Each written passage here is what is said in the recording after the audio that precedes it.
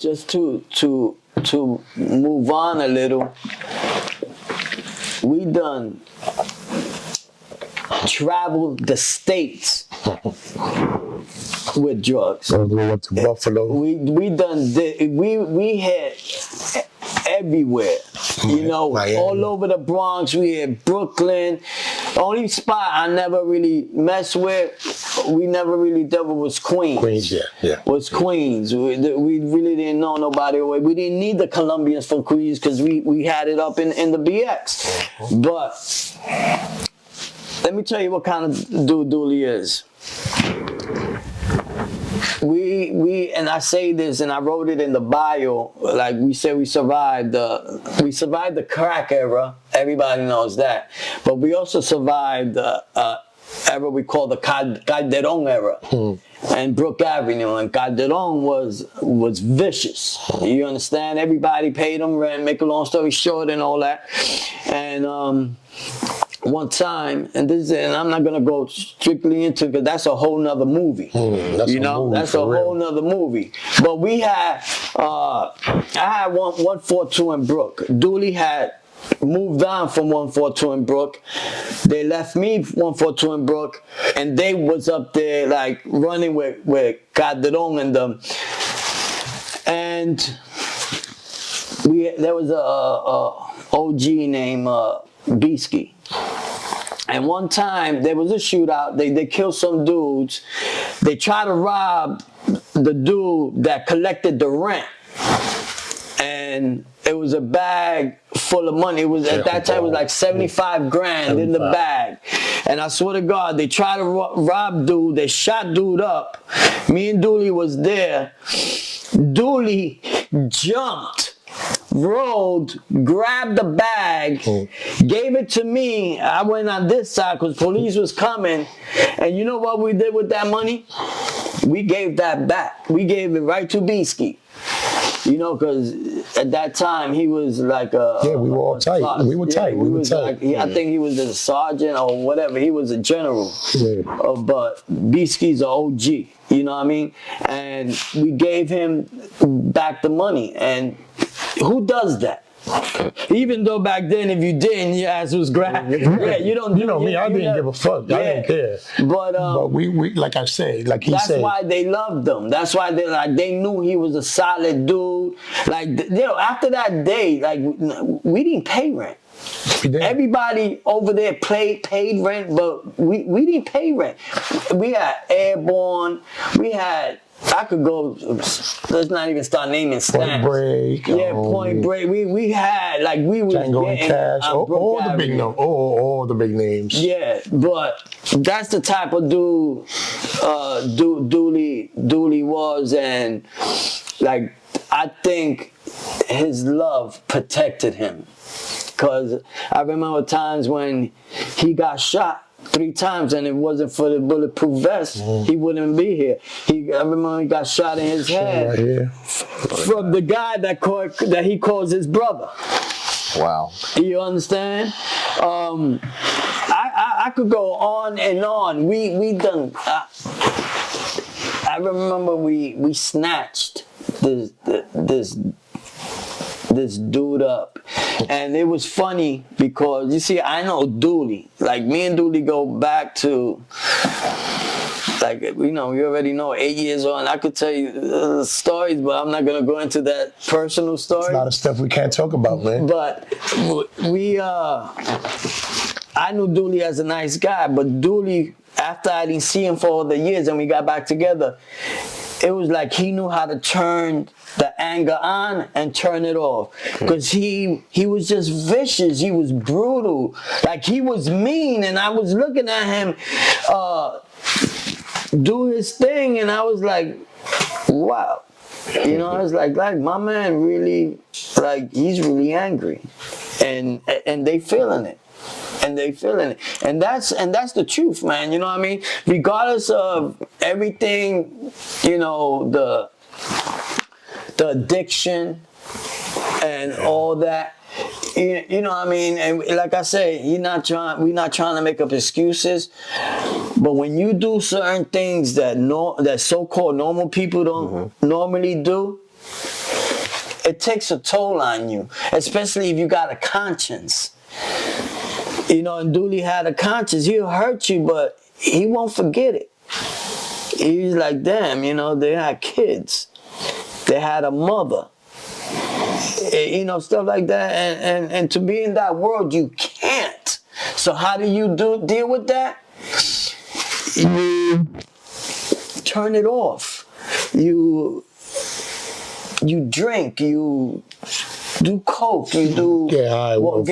Whatever you do. And the crazy part is, like, at one point nobody knew, because one thing that the first thing that people say is when you're not looking good is you know, you get high. But like with us, you didn't know, because we stayed fly. I'm telling you, like, they didn't understand. They didn't understand. Another thing that Dooley did, and I'm saying this because I know there's a lot of pressure on you saying everything you're saying,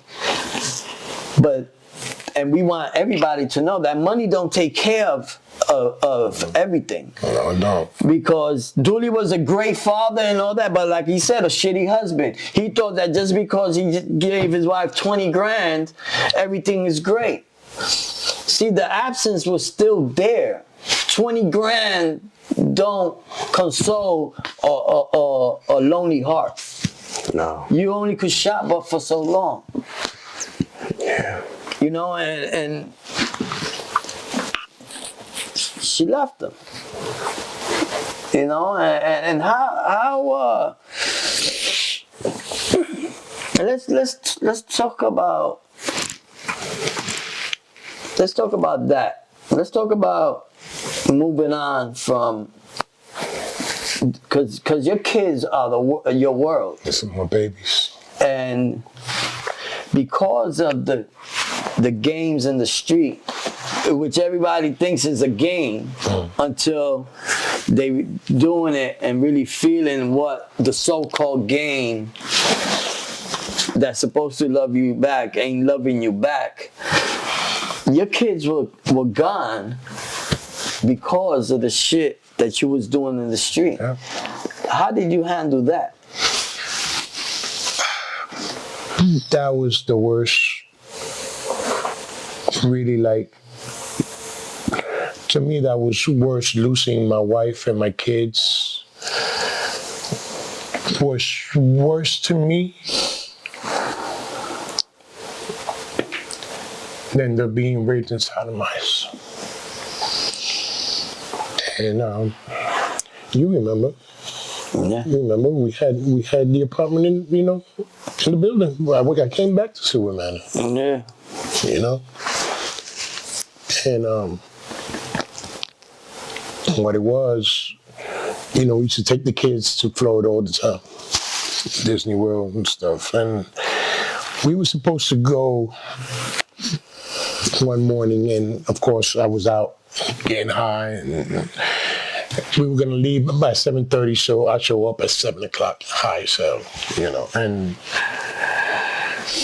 so at that time my wife was like, you know what, I'm done. We're leaving by ourselves, and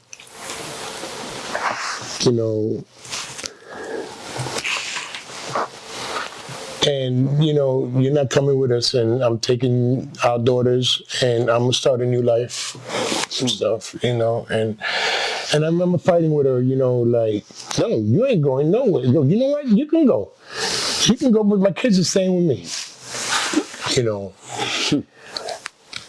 And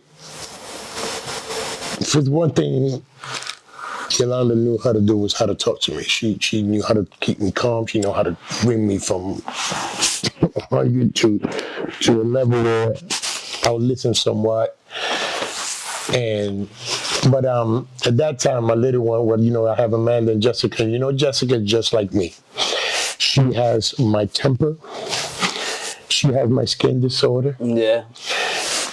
Amanda was my little angel, my little sweetheart,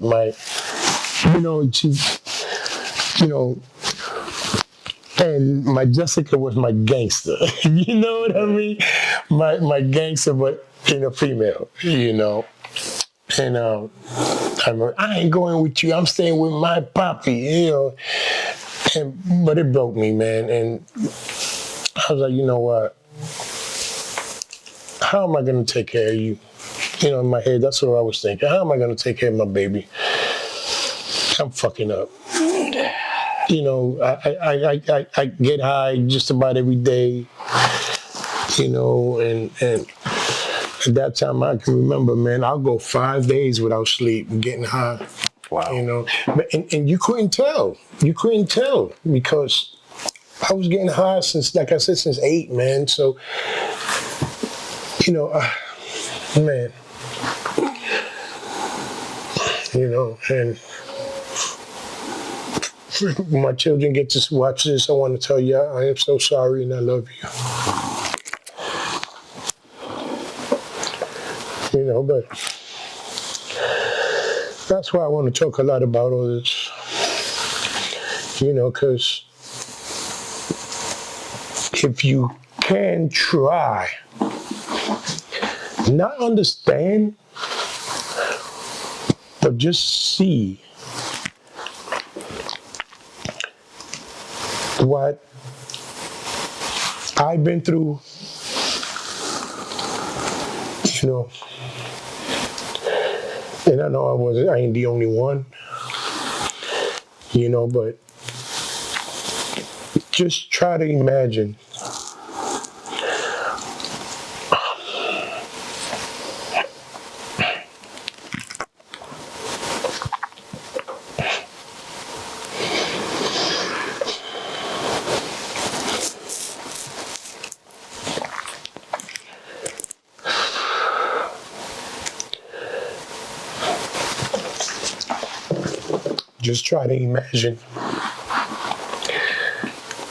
you going through what I've been through.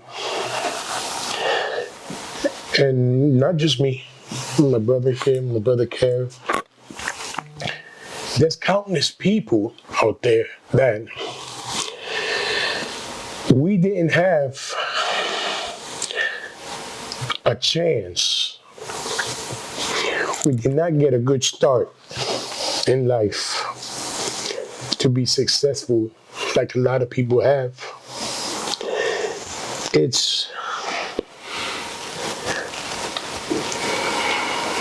We get over some of the stuff, but I know I'll never forget, you know.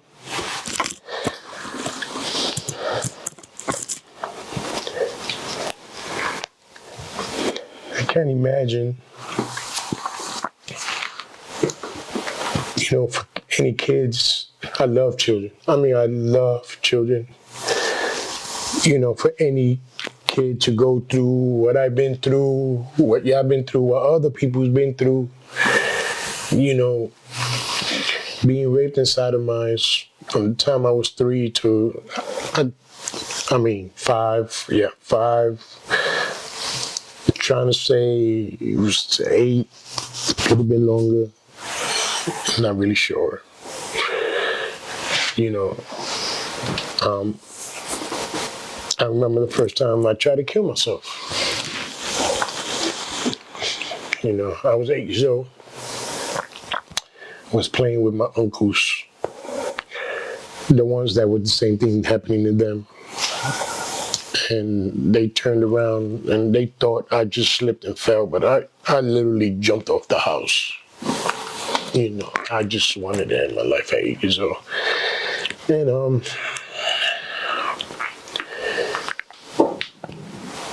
And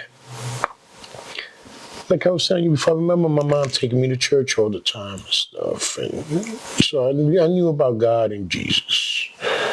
But I said that I was just angry. I was done. You know, there's no God. There's no God. There's no Jesus. How can this God, this Jesus, allow stuff like this to happen to kids like me? You know, young, defenseless. You know, it's, you know, and it just stayed with me. you know, and but that's another thing I want to talk about now. You know, today I know there is a God. There's got to be one. There's got to be one. Feel me? It's got to be Jesus. You know. Why? Because I'm supposed to be dead more than a handful of times. I've been shot twice in my back, once in my head. I've had 7 heart attacks, quadruple bypass.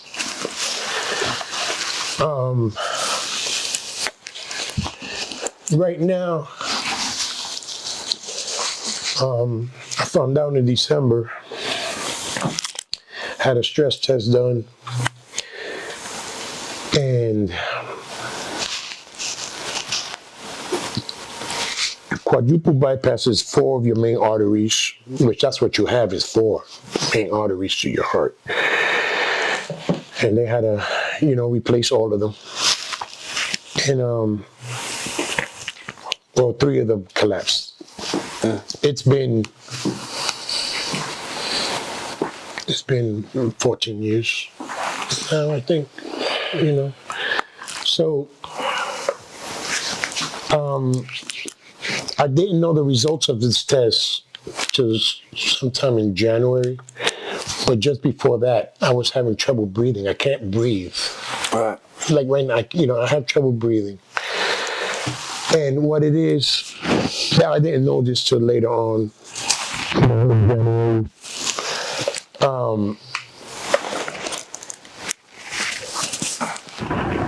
Your heart pumps the blood to your main arteries, when you breathe in, your oxygen to your lungs gets, that's how it puts oxygen to your blood. Right. And it goes to your body. And so I didn't know. So I was having trouble breathing, man, and I called an ambulance. It was like 3 times in 1 week. I couldn't breathe every time. Every time I got excited or I got exhausted, I got exhausted about something. And but I'll go and they'll have me on oxygen, man, and I can breathe better. And I go home and there I go, I can't breathe again, man. And this is how I found out, what's going on now. So then when I go to my cardiologist, he was on vacation, and so one of his other partners there, he pulled up. He said, "Oh, you just had a stress test done." I'm like, "Yeah, no." So he pulled it up. He said, he looked at me. I remember him just looking at me like, I'm like, "What's that? What's wrong? What's that?" He said, "Oh my God." I'm like, "What?" He said, "Mr. Del Valle, you had quadruple bypass how long ago?" I said, "A little over 11, 12 years maybe." And he, he said, "Mr. Del Valle, you had a quadruple bypass, and I see here 3 of your bypasses are gone. It's a miracle that you actually still walking." And he kept looking. He said, "Look, I'm gonna tell you flat out. The only thing that will save you right now is a heart transplant. We can't do no more work on the arteries." And I didn't know how to feel. I was like, just stuck. I'm just like, really? And I was having trouble breathing right there. And I called my wife, told her what the doctor said, and she said, "What?"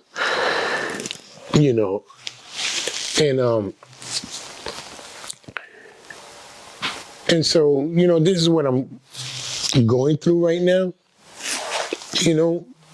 But like I said, I'm going to be jumping back about 3 years ago. All right. No, let's say 15 years ago, I still had trouble believing in God and Jesus. And I met this man. His name is Darren McLaren. And he became my best friend over there. He's a pastor, right? Pastor. His name is Pastor Darren McLaren. North Carolina? North Carolina. Yeah. You quick interruption. I remember, just to let y'all know, last year, was that 2 years ago. 2 years ago. It's not today. Today's the 22nd, but 2 years ago, on the 21st of February, he was made a it's like a little 30-minute documentary. Yeah. With his pastor on healing. Oh, okay. Cool. So, Yeah. you know, y'all should look that up. Yeah, well, yeah, you can look it up, Look it up. at Darren McLaren, And- whichever it is. And the reason why I said something about that is because Dooley really believes in, you know, pastor healing you, putting his hand over you, and being healed. And I'm not being disrespectful with the little smirk I got. I'm not trying to be disrespectful. But everybody has their own beliefs, and who's to say? You see, nothing's like, I think I'm a miracle myself. Through everything that I've been through, that I'm still alive. But nobody has, like, listen.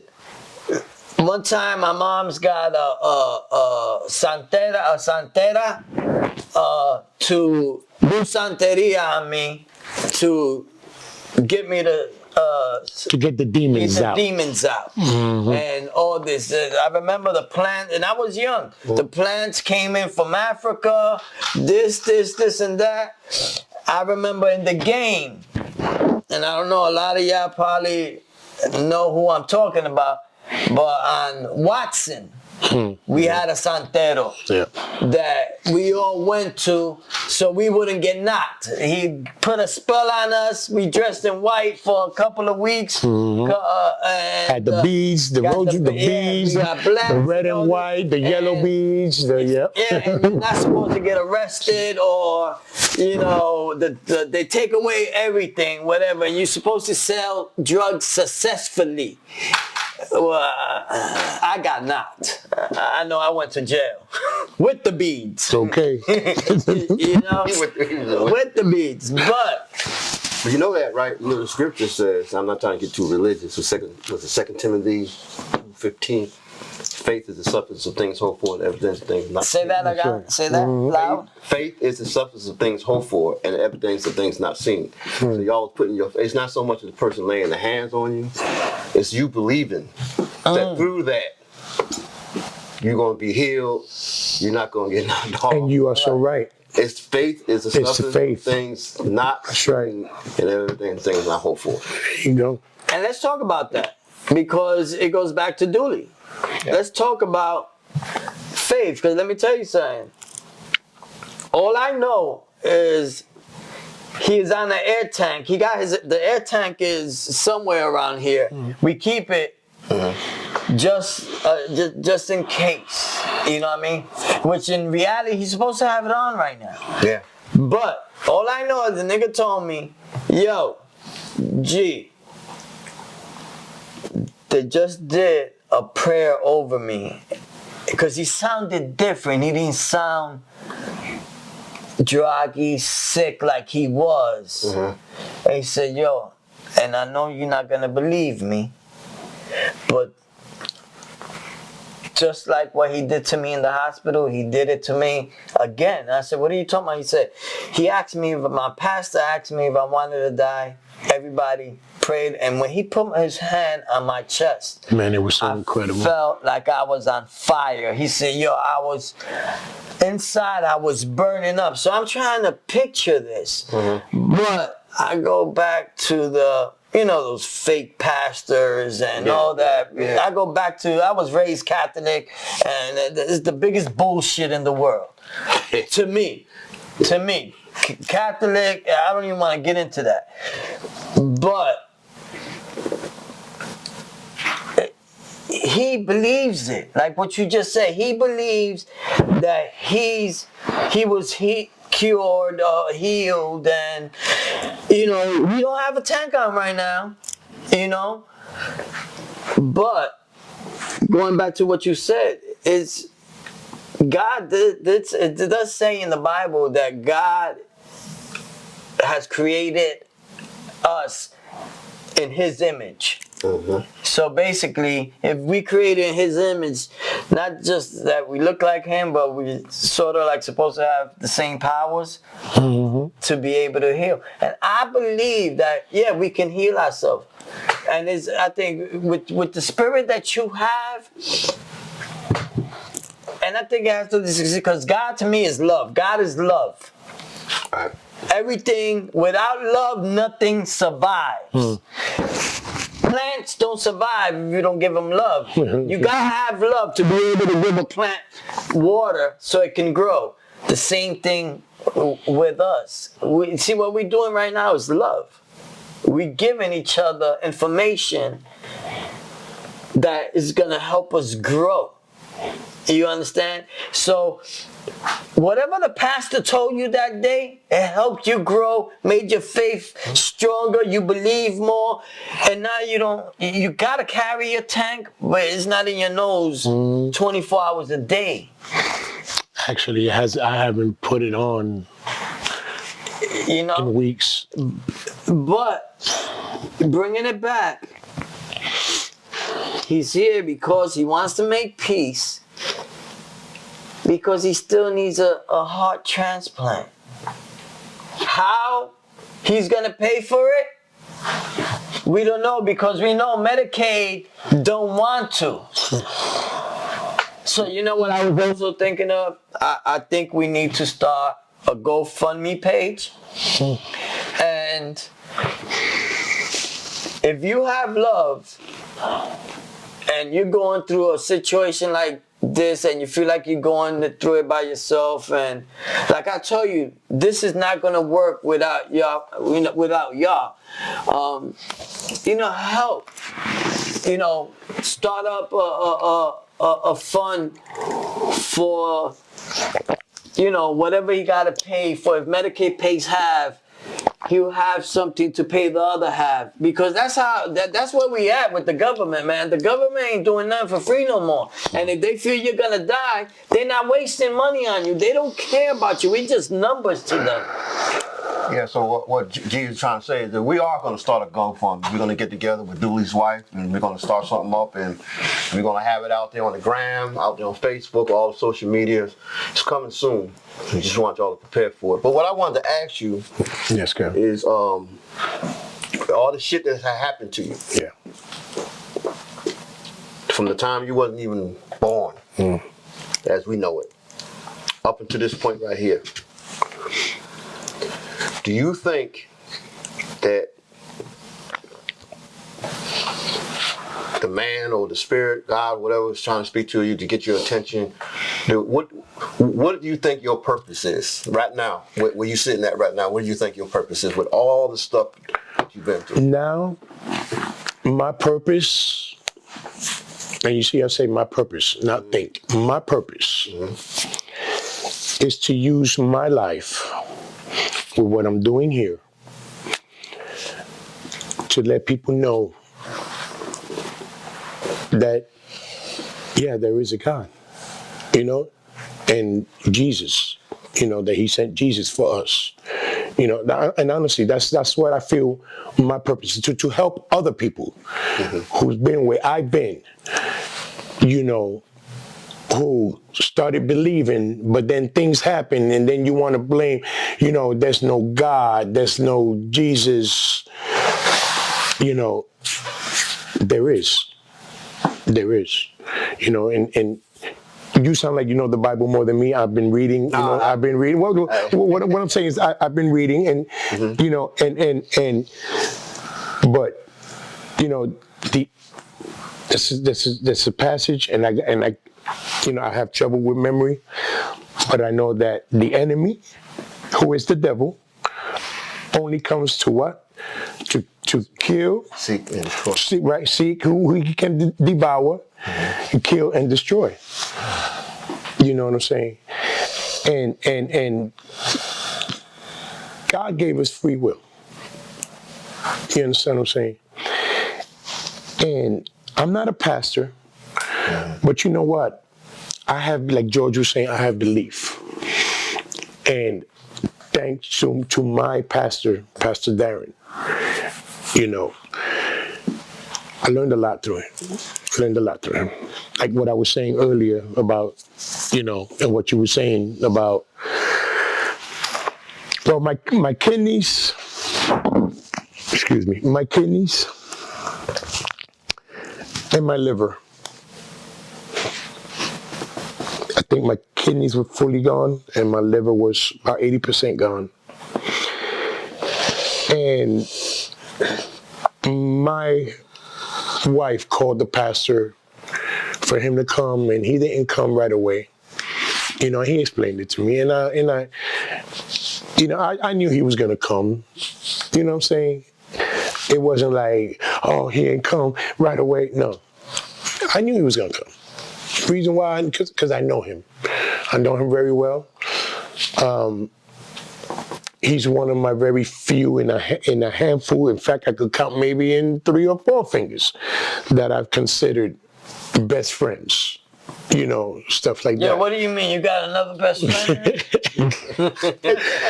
And but anyway, this is how we met.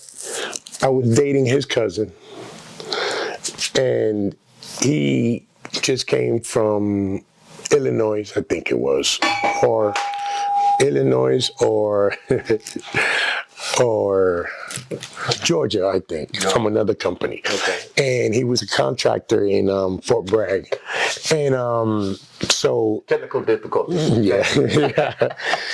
And so I needed work, so she called him. He gave me a chance, and I went. And long story short, within 2 hours, he left me to do something, right?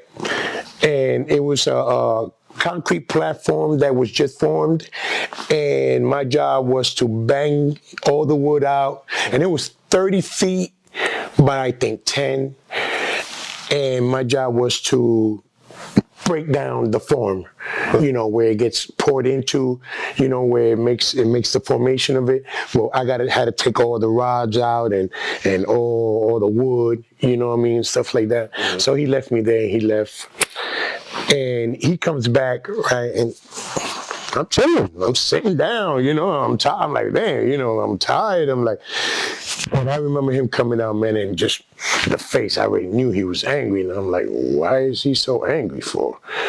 What did I do? Oh, how nice, sitting on the job, and this. I'm like, okay, didn't you tell me to break down all the wood and just, you know, just get it all off where the concrete is just to form the platform? And he said, yeah. And then he started looking, he said, I said, yeah, look, and I put all the woods in its sizes, I put all the rods together, I had everything neatly. He said, ha! He started laughing. You know what he said? Next words were, where you been all my life? He said, get in the truck. That's what my wife said. So, he's telling you where you been all life. Yeah, right. But anyway, real quick, we went to another spot, which was the same side, the same platform, and he had these 2 guys from a labor company that you call and you know, right, you know. And they were there for, I think, half an hour to an hour before me, and there was 2 of them. Yeah, really, 2 of them, right. And they weren't even halfway done. So I sold crack on that corner. Nigga had to stack with the hat from a corner.